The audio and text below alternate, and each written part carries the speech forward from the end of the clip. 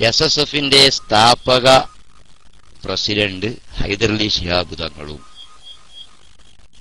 അതിന്റെ സ്ഥാപക സെക്രട്ടറി ബഹാവുദ്ദീൻ കുരിയാടും ആയിരുന്നു.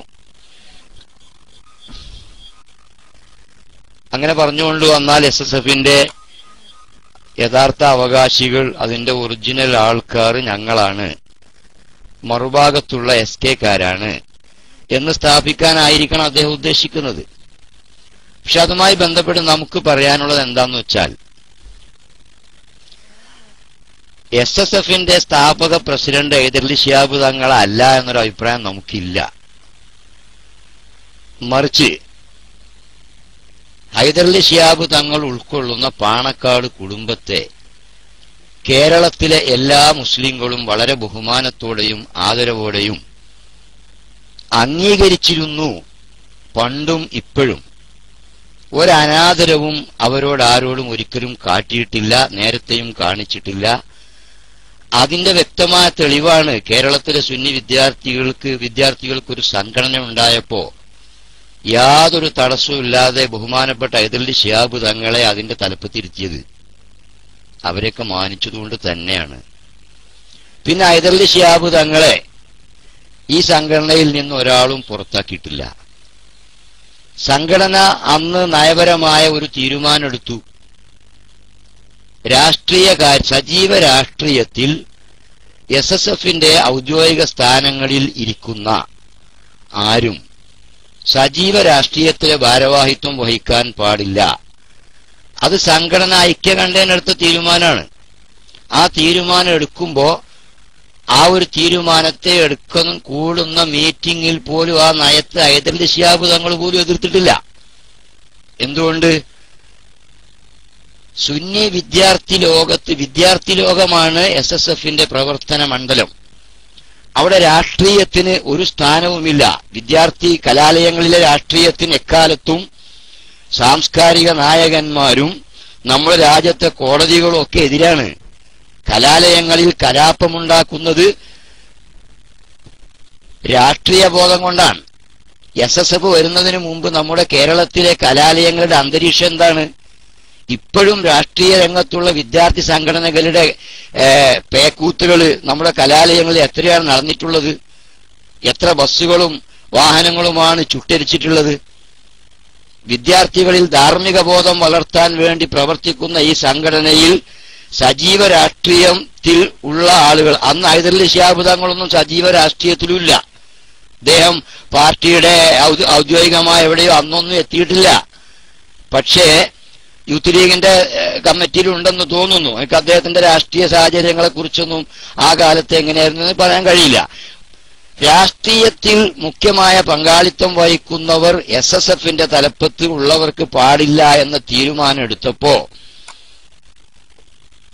സ്വയം തീരുമാനം ഹൈദരലി ശിഹാബ് തങ്ങൾ എടുത്തിട്ട് SSFൽ പ്രവർത്തിക്കുന്ന സാംസ്കാരിക മേഖലയേക്കാൾ മുസ്ലിം ലീഗിന്റെ രാഷ്ട്രീയ മേഖലയാണ് മഹാനവറുകൾക്ക് ഭാവിയിൽ വരാൻ പോവുക എന്ന ആ കാഴ്ചപ്പാടിന്റെ പേരിൽ ഒരാളും ഒരു വിമർശനവും ഒരു എതിർപ്പും പറയാതെ രാജിവെച്ചു പോയതാണ്.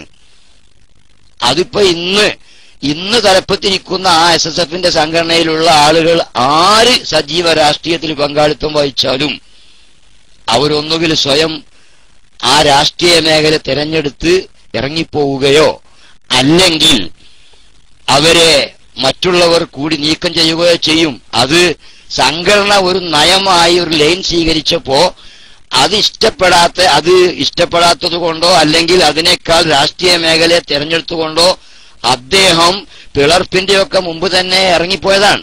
അദ്ദേഹം പോയിട്ടും ആരുടെയും എതിർപ്പില്ലാതെ സംഘടന സുന്ദരമായി പിന്നെയും പ്രവർത്തിച്ചിട്ടുണ്ട്. അതാണ് ആ കാര്യത്തിൽ പറയാനുള്ളത്.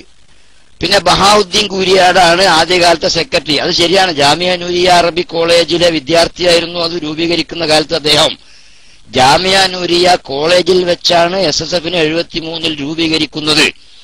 അപ്പൊ അന്ന് അവിടുത്തെ നൂറുൽ ഉലമ ജാമിയ നൂരിയ സ്റ്റുഡൻസ് അസോസിയേഷനാണ്. ആ നൂറുൽ ഉലമയിൽ വിദ്യാർത്ഥി സമാജത്തിനെ, ആ സംഘടനയെ, അവിടുത്തെ കോളേജ് ക്യാമ്പസിലുള്ള വിദ്യാർത്ഥി സംഘടനയെ നയിക്കുന്ന കുട്ടികളുടെ കൂട്ടത്തിലെ ഒരു മുൻനിരക്കാരനായിരുന്ന മുതിർന്ന വിദ്യാർത്ഥി എന്ന നിലയിൽ ബഹാവുദ്ദീൻ കൂരിയാടിനെ തെരഞ്ഞെടുത്തത് സ്വാഭാവികമാണ്.